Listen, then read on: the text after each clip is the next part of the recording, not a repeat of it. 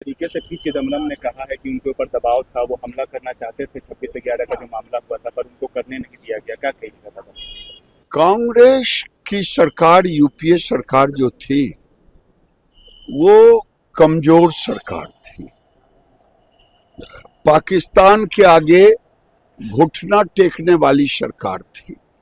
और चिदम्बरम साहब को बहुत दिन के बाद याद आया देश के प्रति प्रेम। अगर देश पर आतंक हो, अगर मोदी की सरकार होती, मोदी जी की सरकार, वही करते जो अभी ऑपरेशन सिंदूर में करते। लेकिन चिदम्बरम साहब, बहुत देर हो गई आपको ये बातें कहने में। राहुल गांधी को समझ में आया कि नहीं, ये जरा पूछ लीजिए। एफआईआर की लिस्ट आ गई है दादा।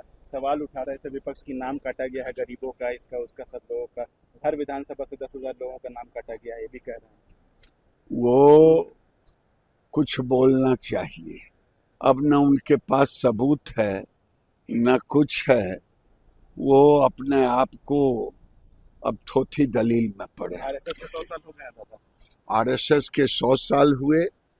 इसके लिए संघ परिवार को 100 साल सेवा करते हुए देश के सांस्कृतिक विरासत को दुनिया की सबसे बड़ी संस्था के रूप में, सांस्कृतिक संस्था के रूप में, जो सेवा भाव से भारत माता की सेवा, मानवता की सेवा कर। इन्फिल्ट्रेटर्स की बात की है, घुसपैठियों की बात की है प्रधानमंत्री ने आज।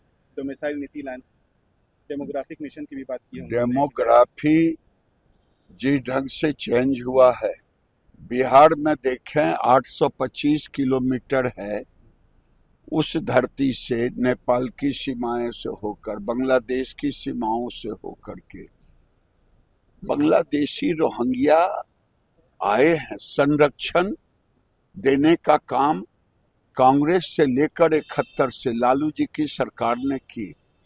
अगली सरकार हमारी बनेगी, हम एक एक को चीन करके बाहर करें।